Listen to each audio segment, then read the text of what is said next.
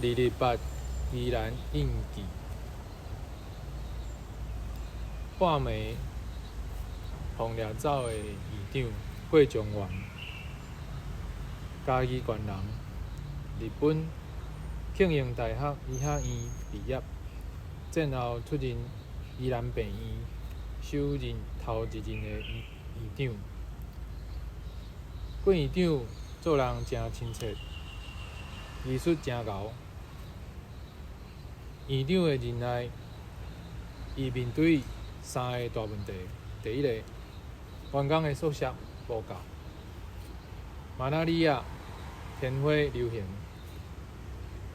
欠病院员工的辛劳。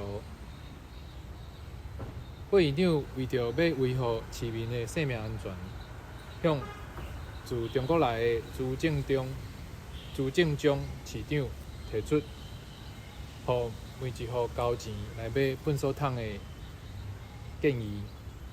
毋过呢，钱交予市公所了后，市长煞无去买。郭院长对这件代志提出质问，煞遭受到真严重的打压，甲有人去甲美国甲伊抹黑。228事件了后，宜兰市成立228事件处理委员会宜兰分会，郭院长互推选做主席。虽然讲伊做主席，毋过伊真少参加会议，犹原是甲病院的病人作为伊主要的服务的对象。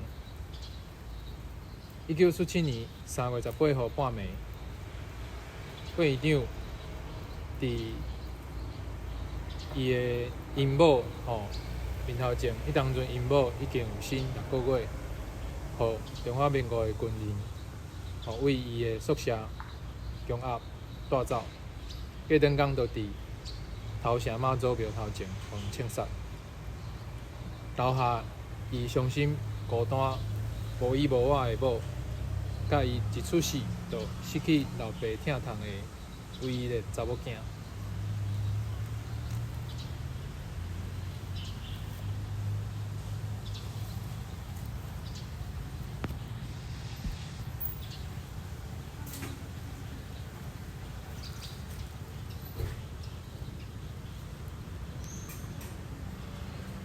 咱来祖先，车轮通向台湾。咱来祖先，车轮通向台湾。土地虽然有脚会，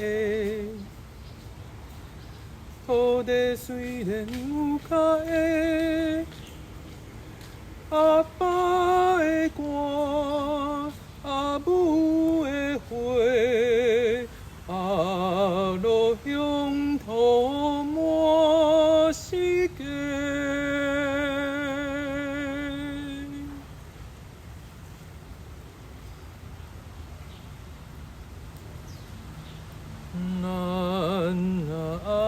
行顺，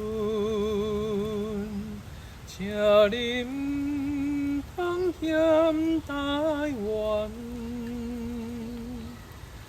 咱爱行顺，请您通险台湾。也有田园，也有山。也有田园，也有山，过节的香，五谷的香，予咱后代食袂空。